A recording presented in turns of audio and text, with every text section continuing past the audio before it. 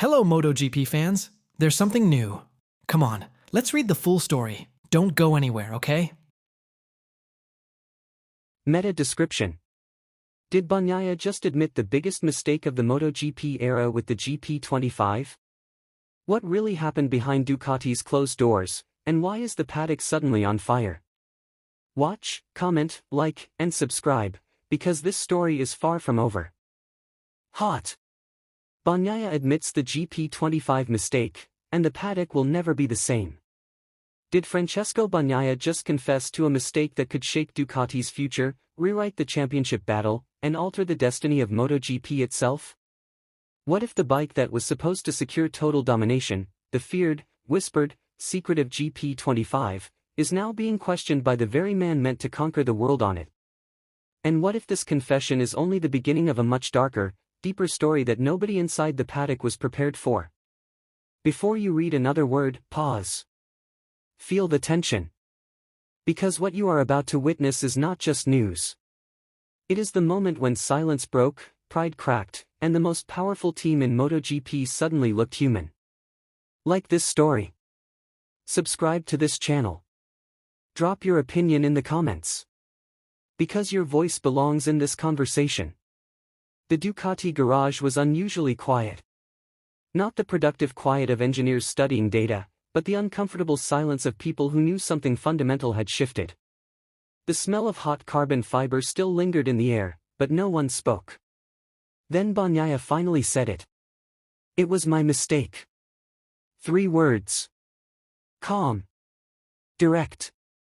Devastating. The reigning champion, the reference point of Ducati's empire, the man whose smooth style and ice-cold consistency built the modern Red Dynasty, had just admitted that the GP25 project, the bike meant to push Ducati beyond everyone's reach, was compromised by his own decisions, his own feedback, his own belief that he knew exactly what the future required. And in that instant, MotoGP changed. For months the GP25 had been whispered about like a myth. Lighter, more aggressive, more radical in its aerodynamics. A machine designed not merely to win races, but to dominate eras. Engineers described it as a revolution. Rivals feared it. Fans dreamed of it. The paddock waited for it. But inside that red fairing lived a problem. Bagnaia had asked for evolution when perhaps he needed revolution. He had demanded stability when the championship war was drifting toward chaos. He had trusted the comfort of familiarity at the exact moment when MotoGP demanded brutality, risk, and uncomfortable innovation. And now, standing in front of cameras, mechanics, engineers, rivals, and millions of fans, he admitted it. I pushed for the wrong direction. The words spread like wildfire. Not because they were shocking, but because of who said them. This was not a struggling rookie. This was not a desperate rider searching for excuses. This was the king of Ducati admitting that the crown might be slipping, not because of the engineers, not because of politics, not because of the competition, but because of himself. Behind the scenes, the consequences were immediate. Engineers reopened files they had locked months earlier. Design meetings were rescheduled. Wind tunnel simulations were rerun. Old concepts were pulled back from digital graves. The GP25, once considered nearly finalized, suddenly became a question mark. And the rivals were watching. Honda engineers exchanged glances. Yamaha's data analysts leaned closer to their screens. KTM's project leaders whispered in corridors. Because when the strongest team in the sport admits vulnerability, the entire ecosystem shifts. Bagnaia did not look like a man making excuses. He looked like a man carrying weight. He explained how the GP25's development path had leaned too heavily toward maintaining the feel he loved from the GP24, the bike that had carried him to glory. He had feared that too much change would introduce instability. He had believed that perfection meant refinement, not reinvention. But MotoGP does not reward comfort. It devours it. As the season evolved, the cracks appeared. Corner entry became less precise under heavy pressure. Tire behavior grew unpredictable when chasing at the limit. The rear grip that once felt glued now slipped in critical moments. Rivals began closing the gap. And then came the realization. The bike isn't giving me what I need anymore. Those words were not about speed. They were about identity. The machine no longer matched the rider. The harmony was broken. Inside Ducati, some engineers had already felt it. The numbers whispered it. The simulations hinted at it. But the rider's voice carries enormous weight. Bagnaia's approval had been the compass. And now he was admitting that the compass had pointed north when the race demanded west. The emotional impact was enormous. Mechanics who had spent nights assembling prototypes felt the weight of those words.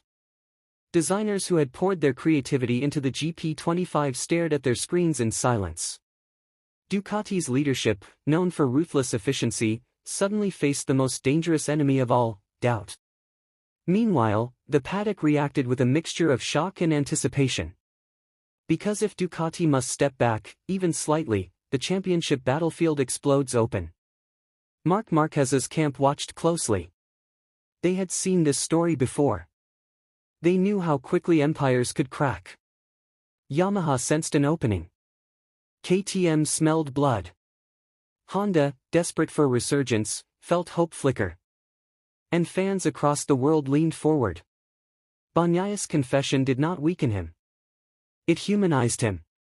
And in MotoGP, a human champion is far more dangerous than a flawless one. He did not hide behind corporate language. He did not deflect blame. He did not cloak the problem in technical jargon. He stood in the fire and owned it. I believed in that direction. It was wrong. The GP25 project would now change. Not completely. But critically. New geometry. Revised aero. Different weight distribution. The bike would be reborn under pressure, with time ticking mercilessly toward the next test, the next race, the next championship battle. And Bagnaia would ride that storm. What makes this moment historic is not that a bike had problems. Every project does. It is that the sport's most stable figure admitted responsibility in public, knowing the psychological shockwaves it would send. In MotoGP, perception is power. And Bagnaia had just altered the perception of Ducati. But perhaps this was exactly what he intended. By taking the blame, he shielded the team. By exposing the flaw, he accelerated the fix. By standing at the center of the storm, he ensured that Ducati would emerge sharper, more dangerous, more determined.